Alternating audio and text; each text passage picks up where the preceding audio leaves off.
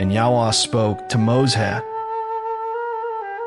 "This shall be the Torah of the leper for the day of his cleansing. He shall be brought to the priest. And the priest shall go out of the camp, and the priest shall look and see if the leprosy is healed in the leper. Then the priest shall command, and he shall take for him who is to be cleansed 2 live and clean birds and cedar wood and scarlet and hyssop. And the priest shall command, and he shall kill one of the birds in an earthen vessel over running water. Let him take the live bird and the cedar wood and the scarlet and the hyssop and dip them and the live bird in the blood of the bird that was killed over the running water. And he shall sprinkle it 7 times on him who is to be cleansed from the leprosy, and shall pronounce him clean, and shall let the live bird loose in the open field. And he who is to be cleansed shall wash his garments, and shall shave off all his hair, and wash himself in water, and shall be clean. Then after that he comes into the camp, but shall stay outside his tent 7 days. And on the 7th day it shall be that he shaves all the hair off his head, and his beard, and his eyebrows. Even all his hair he shaves off. And he shall wash his garments, and wash his body in water, and shall be clean. And on the 8th day he takes 2 male lambs, perfect ones, and 1 ewe lamb a year old, a perfect 1 3/10 of an ephah of fine flour mixed with oil as a grain offering, and 1 log of oil. And the priest who is cleansing shall present the man who is to be cleansed with these offerings before Yahweh at the door of the tent of meeting. And the priest shall take 1 male lamb and bring it as a guilt offering and the log of oil, and wave them as a wave offering before Yahweh. And he shall slaughter the lamb in the place where he slaughters the sin offering and the burnt offering in a set apart place. For the guilt offering, like the sin offering, belongs to the priest. It is most set apart. And the priest shall take some of the blood of the guilt offering, and the priest shall put it on the tip of the right ear of him who is to be cleansed, and on the thumb of his right hand, and on the big toe of his right foot. And the priest shall take some of the log of oil, and pour it into the palm of his own left hand. And the priest shall dip his right finger in the oil that is in his left hand, and shall sprinkle some of the oil with his finger 7 times before Yahweh. And of the rest of the oil in his hand, the priest puts some on the tip of the right ear of him who is to be cleansed, and on the thumb of his right hand, and on the big toe of his right foot, on the blood of the guilt offering. And the rest of the oil that is in the priest's hand he puts on the head of him who is to be cleansed. And the priest shall make atonement for him before Yahweh. And the priest shall make the sin offering and make atonement for him who is to be cleansed from his uncleanness. Then afterwards he slaughters the burnt offering. And the priest shall offer the burnt offering and the grain offering on the altar.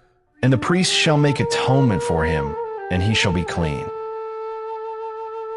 But if he is poor and is unable to afford it, then he shall take 1 male lamb as a guilt offering to be waved, to make atonement for him, and 1/10 of an ephah of fine flour mixed with oil as a grain offering, and a log of oil. And 2 turtle doves, or 2 young pigeons, such as he is able to afford, and 1 shall be a sin offering, and the other a burnt offering. And he shall bring them to the priest on the 8th day for his cleansing, to the door of the tent of meeting before Yahweh. And the priest shall take the lamb of the guilt offering and the log of oil, and the priest shall wave them as a wave offering before Yahweh. And he shall slaughter the lamb of the guilt offering, and the priest shall take some of the blood of the guilt offering, and put it on the tip of the right ear of him who is to be cleansed, and on the thumb of his right hand, and on the big toe of his right foot. Then the priest pours some of the oil into the palm of his own left hand. And the priest shall sprinkle with his right finger some of the oil that is in his left hand 7 times before Yahweh. And the priest shall put some of the oil that is in his hand on the tip of the right ear of him who is to be cleansed, and on the thumb of the right hand, and on the big toe of his right foot, on the place of the blood of the guilt offering. And the rest of the oil that is in the priest's hand he puts on the head of him who is to be cleansed, to make atonement for him before Yahweh. And he shall prepare one of the turtle doves or young pigeons, such as he is able to afford. That which he is able to afford, the one as a sin offering, and the other as a burnt offering with a grain offering. And the priest shall make atonement for him who is to be cleansed before Yahweh. This is the Torah for one who had an infection of leprosy, who is unable to afford for his cleansing. And Yahweh spoke to Moses and to Aaron, saying, When you come into the land of Canaan, which I am giving you as a possession, and I put a plague of leprosy in a house in the land of your possession, then shall the one who owns the house come and inform the priest, say, It seems to me that there is some plague in the house. And the priest shall command, and they shall empty the house before the priest goes in to look at the plague, so that all that is in the house is not made unclean. And after that the priest goes in to look at the house. And he shall look at the plague and see, if the plague is on the walls of the house with sunken places, greenish or reddish, which appear to be deep in the wall. Then the priest shall go out of the house, to the door of the house, and shut up the house 7 days. And the priest shall come again on the 7th day, and look and see if the plague is spread on the walls of the house. Then the priest shall command, and they shall remove the stones with the plague in them, and they shall throw them outside the city, into an unclean place. While he lets the house be scraped inside, all around, and the dust that they scrape off they shall pour out in an unclean place outside the city. And they shall take other stones and put them in the place of those stones, and take other mortar and plaster the house.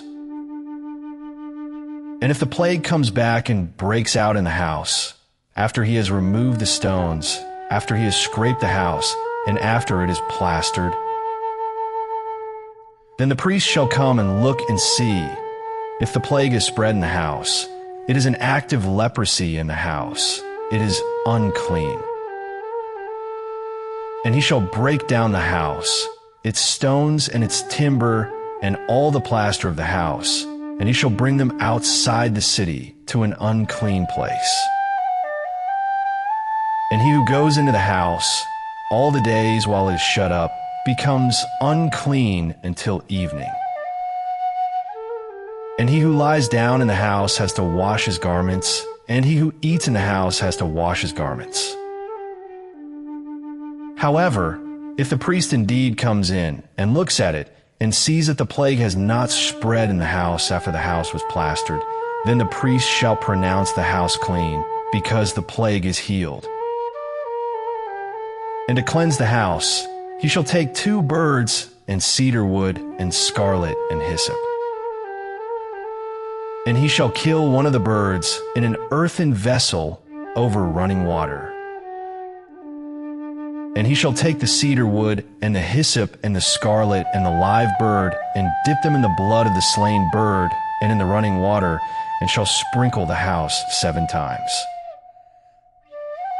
He shall thus cleanse the house with the blood of the bird, and the running water, and the live bird, and with the cedar wood, and with the hyssop, and with the scarlet. And he shall let the live bird loose outside the city in the open field, and shall make atonement for the house, and it shall be clean. This is the Torah for any infection of leprosy and eruption, and for leprosy of a garment and of a house, and for a swelling, and for a scab, and for a bright spot. To teach when it is unclean and when it is clean. This is the Torah of leprosy.